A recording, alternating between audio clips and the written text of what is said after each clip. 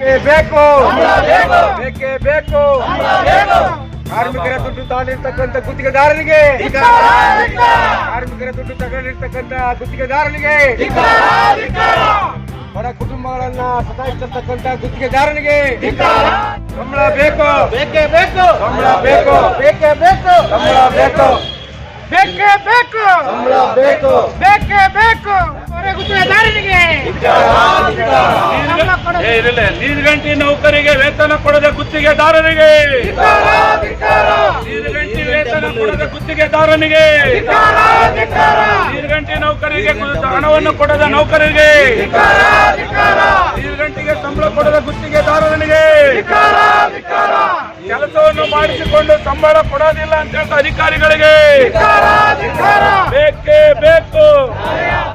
ತೆಗಿತೀವಿ ಅಂತೇಳಿ ಬೆದರಿಸುತ್ತಿರುವ ಅಧಿಕಾರಿಗಳು, ಎಲ್ಲ ಹಣವನ್ನು ನುಂಗಿ ನೀರು ಕುಡಿದ ಗುತ್ತಿಗೆದಾರರಿಗೆ ಅಯ್ಯಯ್ಯೋ ಅಯ್ಯಯ್ಯೋ ಅಯ್ಯಯ್ಯೋ.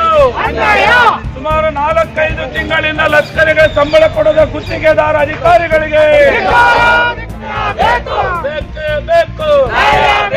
ಅಯ್ಯಯ್ಯೋ ಅಯ್ಯಯ್ಯೋ ಅಯ್ಯಯ್ಯೋ. ಸುಮಾರು 4-5 ತಿಂಗಳಿಂದ ಸಂಬಳ ಕೊಡದ ಗುತ್ತಿಗೆದಾರ ಬೇಕೇ ಬೇಕು.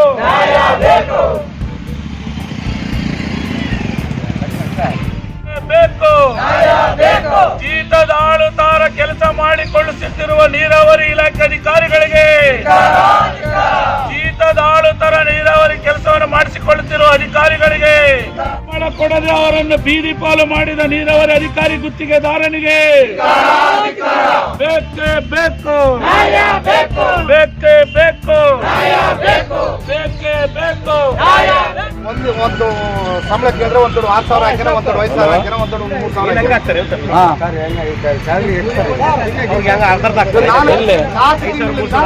4,000 ಹಾಕ್ತಾರೆ ಪೇಮೆಂಟ್. ಸರ್ ಸ್ವಲ್ಪ ಪ್ರತಿಭಟನೆ ಹಂಗಲ್ಲ ಸ್ವಾಮಿ, ಕೆಲಸ ಕೇಳಕ್ ಹೋದ್ರೆ ಇಲ್ಲಿ ಆಫೀಸಿಗೆ ಬರ್ತೀನಿ ನಾವು ಹೇಳ್ತಾನ, ನೀವು ಬರಂಗಿಲ್ಲ ಇಲ್ಲಿಗೆ, ಸಂಬಳ ಕೇಳಂಗಿಲ್ಲ. ನೀನು 4 ತಿಂಗಳಿಂದ ಸಂಬಳ ಬಿದ್ದಿಲ್ಲ ಸರ್, 4 ತಿಂಗಳಿಂದ ಸಂಬಳ ಬಿದ್ದಿಲ್ಲ ಸರ್. ಸಂಬಳ ಬಿದ್ದಿಲ್ಲ ಅಂದ್ರೆ ಏನು ಸರ್ ಗೊತ್ತೇನು ಸರ್? ಈ ಕೆಲಸ ಬಿಟ್ಬಿಡು ಸರ್, 20 ವರ್ಷದಿಂದ ಇದ್ರಾಗ ಅನುಭವದಾಗದೀವಿ ಸರ್ ನಾವು. ಏನಾಯ್ತು ಇವಾಗ ಬಿಟ್ಬಿಟ್ಟು ನಾನು ಹೇಳ್ರಪ್ಪ, ನಾಳೆ ನಾಡ್ದ ಅವತ್ತು ಎಕ್ಸಿಕ್ಯೂಟಿವ್ ಇರ್ತಾರ, ಅವತ್ತು ಬರ್ರಿ, ಅವತ್ತೆಲ್ಲ ಫೈನಲ್.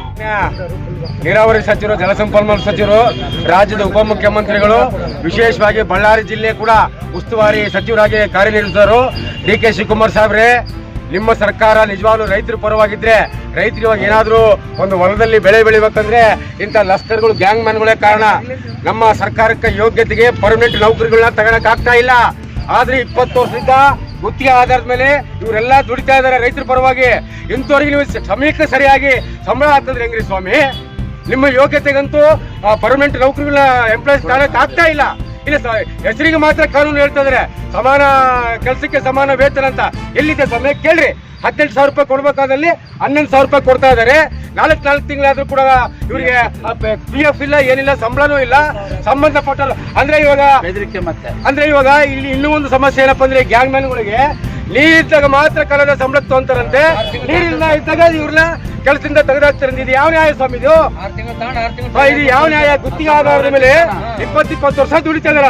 ಇದು ಯಾವ ನ್ಯಾಯ? ಆ ರಾಜ್ಯ ನೀವು ನಿಜವಾಗ್ಲೂ ರೈತರ ಪರವಾಗಿ ಒಂದು ಒಳ್ಳೆ ಒಂದು ಕೆಲಸ ಮಾಡ್ಬೇಕಂತ ಇದ್ರೆ ಸರ್ಕಾರ ಇದ್ರೆ ಇಮಿಡಿಯೇಟ್ ಆಗಿ ಇವರಿಗೆ 4 ತಿಂಗಳ ಸಂಬಳದ ಜೊತೆಗೆ ಆಗಿರೋ ತಪ್ಪಿಗೆ ಎಕ್ಸ್ಟ್ರಾ ನೀವು ಏನ್ ಘೋಷಣೆ ಮಾಡ್ತೀವಿ ನಾವು ಸ್ವೀಕಾರ ಮಾಡ್ತೀವಿ.